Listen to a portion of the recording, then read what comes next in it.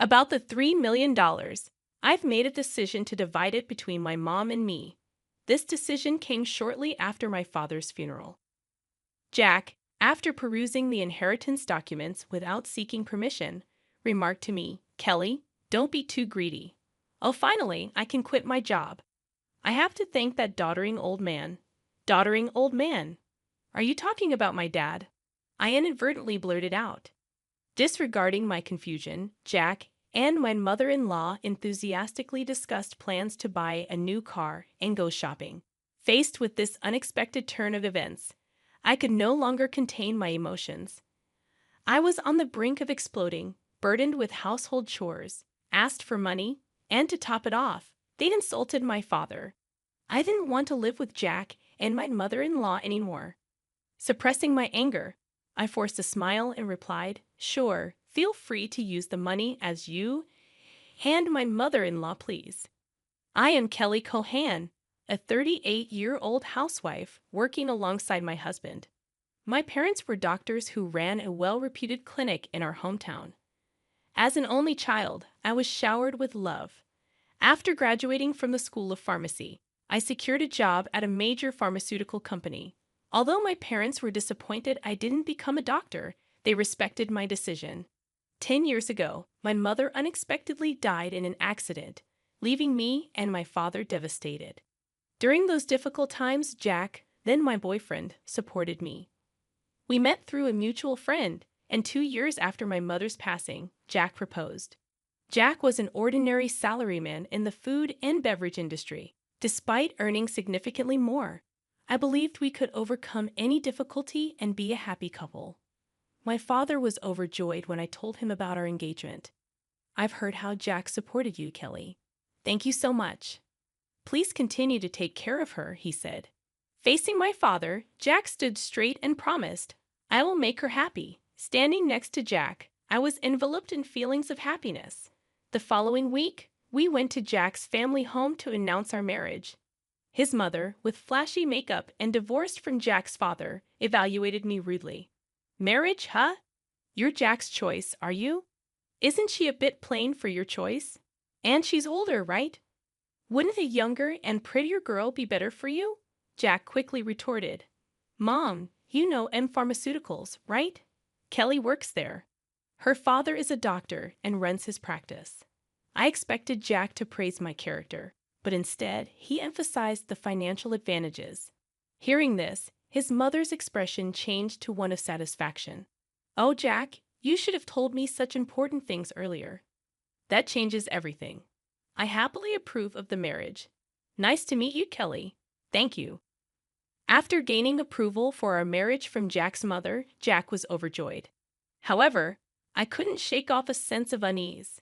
Despite things going smoothly, and our decision to get married, when we were about to register our marriage, my father, a doctor and real estate investor, gifted me an apartment in a luxury building in New York City. I told Jack, "Dad has given me this apartment as a wedding gift, but it's our new home. Let's live here happily and peacefully together." Jack smiled happily, and thus our married life began. However, after getting married, I realized something unsettling. Jack, who had lived with his parents until then, was almost incapable of doing household chores. He couldn't cook, didn't know how to use the washing machine, and showed no interest in learning. He would leave his garbage scattered around, not bothering to throw it away. While I wanted to diligently share household responsibilities, Jack's careless attitude increased my dissatisfaction. In the first year of marriage, I took on all the household responsibilities despite some complaints, given that we were still in the honeymoon phase. But with the exhaustion from work and struggling to keep up with chores, I reached my limit in our second year. Deciding to have a serious talk with Jack about sharing household duties, I bravely expressed my dissatisfaction. To my dismay, Jack responded without gratitude or reflection, saying, "I'm tired from work too. You're much better at chores than I am, right? It's better if you do them since I'm not good at it." Dismissed just like that, Jack hardly helped with the chores, and I continued to bear the brunt of our household responsibilities. But that wasn't the only problem. After marrying Jack, I discovered his mother also had some peculiar ideas. Jack wasn't very interested in seasonal events, so I decided to send a quality scarf and carnations to his mother for Mother's Day. Despite choosing a nice scarf from a department store, his mother called me sounding displeased. She criticized the scarf, saying it wasn't from a famous brand and was absurd to send such a no-name item. I tried to explain its quality, but she wouldn't listen, insisting she wanted items from a very famous luxury brand. Stunned, I reported this to Jack when he returned home. But instead of empathizing, he said, "What? It's just being. Just do as she said." Jack didn't take my side, and from then on, we started giving her cash as she demanded. Moreover, by our 5th year of marriage, she began visiting our home frequently, always finding reasons to ask for money. Jack, without any complaints, would always smile and give money to his mother. Even though I had a job, Jack's income was limited and small, making our daily life just barely manageable. Desperation led me to dip into our savings to cut living expenses. Despite my frustrations, I knew Jack cherished his mother, and she was an important person to me, having supported me during tough times. She's the mother of someone important to me, and with that thought, I endured. Now, in our 8th year of marriage, I continue to handle all the household chores and keep giving money to my mother-in-law. One day during this routine, my father, whom I hadn't seen in a while, unexpectedly called me. The story he shared during our rare meeting was shockingly unexpected. He revealed that he was suffering from terminal cancer, and treatment was no longer possible. Overwhelmed with shock, tears spilled from my eyes. My father gently stroked my head, just as he did when I was a child, saying, "Kelly, this is fate. Let's accept it quietly." I questioned, "Dad, why even you?" Thus, my days became a juggling act of work, household duties, and now visits to my father's hospital. While work allowed some flexibility, managing the household was not easy. When I told Jack I would be caring for my father, he showed no reaction or willingness to help. "Well, it's tough with your father's sudden condition, but please do your best," was the only thing Jack said. He visited my father in the hospital only once. I was so preoccupied with my father's care that I had no time to spare for Jack. If I had time to worry about Jack, I wanted to prioritize my father. One day, as my father lay in his hospital bed, he suddenly asked me, "Kelly, how is your marriage with Jack going?" Caught off guard, I found myself thinking about Jack's attitude at home and his mother's behavior. I couldn't answer properly. Seeing my hesitation, my father seemed to understand and spoke to me, "Kelly, you don't have to endure. Think about your happiness. Don't worry. You won't have any hardships after I'm gone." I couldn't hold back my tears and wept, and my father silently and firmly held my hand. 3 months later, the inevitable moment arrived. My father passed away quietly. Engulfed in immense sorrow, I started arranging the funeral. Jack, however, showed no interest in my grief and didn't help with any preparations. Despite this, I was too busy with the funeral arrangements to pay much attention to Jack. Many friends and acquaintances attended my father's funeral, making it a heartfelt farewell. Even the indifferent Jack and his mother attended. The day after the funeral, I received a call from a lawyer about my father's inheritance. I arranged a meeting with the lawyer and listened to the explanation. The information was all new and quite surprising. After deducting taxes like inheritance tax, my father's estate amounted to over $3 million. He had not only earned income as a doctor, but also made real estate investments, leaving behind such a vast fortune, all of it to be inherited by me, his only daughter. Wrapped in surprise and gratitude, yet trembling at the thought of handling such a huge amount of money, I proceeded with the inheritance process. After returning home, I spread out the documents received from the lawyer on my desk. Reading through them, exhaustion overwhelmed me, and I ended up dozing off on the sofa for a short while. When I awoke, I heard the cheerful voices of Jack and his mother from afar. "Huh, Jack and mother too. When did you come?" As I spoke, Jack approached me with a beaming smile, saying, "Yes, Kelly, well done. Huh, what?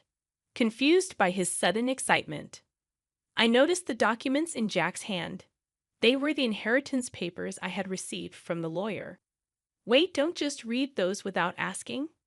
Shocked and angry at Jack for looking through the documents without permission, I raised my voice at him.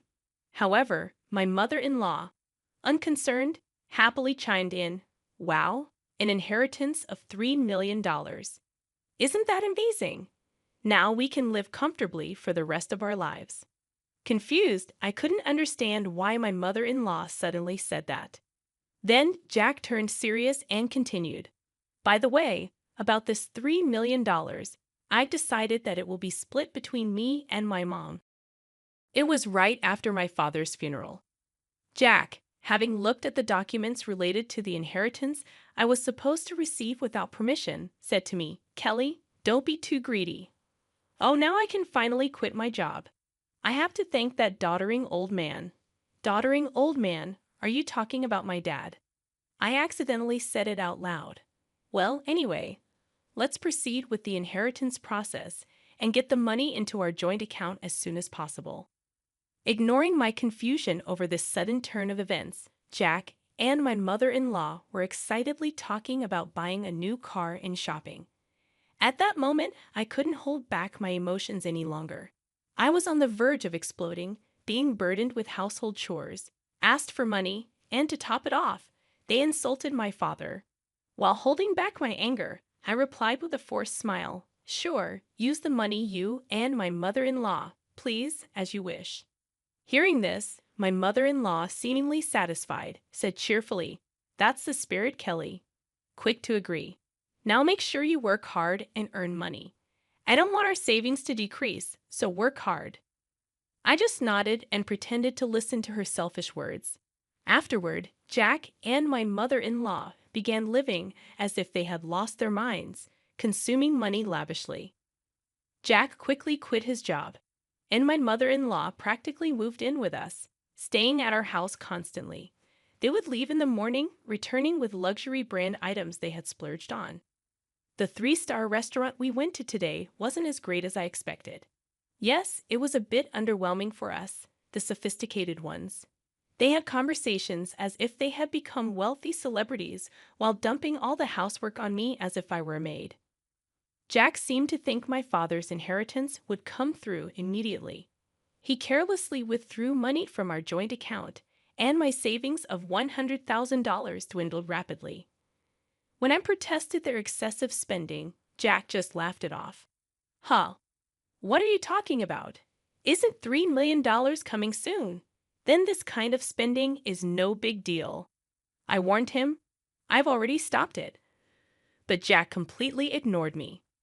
Then, a month later, Jack and my mother-in-law suddenly left for a trip to Hawaii. I wasn't invited and was left alone at home. After seeing them off, I decided to take action. About a week later, while I was relaxing at home, I heard a loud knock on the door, wondering what was happening. I glanced at the intercom monitor and saw Jack and my mother-in-law, both dressed in aloha shirts, standing at the front door. What do you want?" I asked calmly and coldly. Red with anger, Jack yelled, "What are you even talking about? Why won't the door open?" Seeing Jack and my mother-in-law confused as to why the door wouldn't open, I confidently answered through the intercom, "Well, I changed the locks on the door, so of course it won't open." "What? Why? Let's talk over this calmly at the nearby cafe." "Please go ahead. I'll join you shortly," I suggested. Jack and his mother, after shouting in front of the entrance, seemingly realized it was futile and soon headed to the cafe. Once I confirmed they had left, I made my way to the cafe. Arriving there, I saw Jack and his mother, who had arrived earlier, waiting in a state of fury. "Hey, what's this about? Did you change the locks? Hand over the new keys right now." "There's no need for me to give you the new keys. You both need to leave that house," I calmly told Jack and his mother. Facing a visibly angry Jack, I presented a piece of paper. It was a divorce petition I had already filled out. "Divorce? You're serious about divorcing me?" His mother was equally shocked and bewildered. Kelly, why has it come to this? I spoke quietly to the two who were panicking and flustered. By the way, you've been spending lavishly every day. Are you sure your finances are okay? What money? Of course, it's fine, Jack retorted vehemently, spitting as he spoke. Your father's inheritance is coming, right? There should still be over $50,000 in our joint account. Look, I'll show you right now. Here it is. Saying this, Jack took out his smartphone and opened the banking app to check the account. At that moment, his expression changed abruptly. What? What's this? Why is the money gone? It was there just the other day. Hearing Jack's words, his mother also hurriedly looked at her phone, her face showing confusion.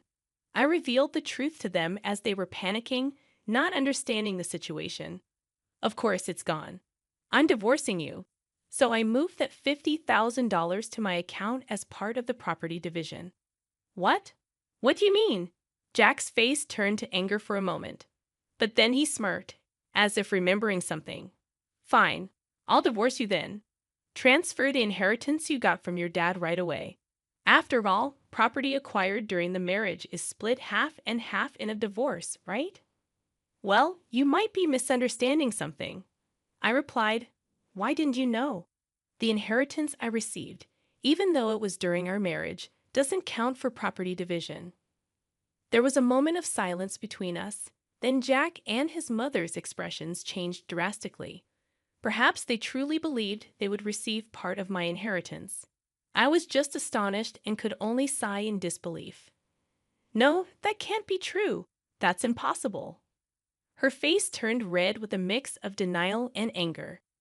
Please check for yourself, I said mockingly. Jack started frantically searching on his smartphone. It says here, property inherited by one spouse from a parent is considered separate property. Therefore, it's not subject to division and can't be split between the spouses. What? Seriously? His mother too looked at the screen in shock. Then Jack approached me, pleading desperately, Kelly, please don't divorce me. I have no savings and no job. How am I supposed to live if you divorce me? Faced with Jack's whining, I spoke to him clearly and firmly. What are you talking about? Take responsibility for your actions. I will never forget how you both treated me. I'm divorcing you. I'll go to court if I have to. Intimidated by my fierce demeanor, which they had never seen before, Jack and his mother shrunk back in fear, whimpering softly. Leaving the two of them dejected, I walked out of the cafe. Later on, Jack and I were able to go through the divorce proceedings without any issues. The $50,000 I had moved from our joint account was recognized as part of the marital property division. Eventually, I managed to get Jack and his mother out of my house. Jack, having already squandered the money from the property division, found himself penniless. Furthermore, he was overwhelmed with bills from the overseas trip and other expenses he had paid for with his credit card, quickly sinking into debt. Jack and his mother had to take on even more debt to make these payments, and they now live in a rundown apartment, working tirelessly every day to pay off their debts. The stark contrast to their former lavish lifestyle has been a huge shock for them. On the other hand, I sold the condo I used to share with Jack. I then moved into the apartment that used to belong to my father. I continue to work as before, but with the inheritance I received from my father, I am living a comfortable life financially.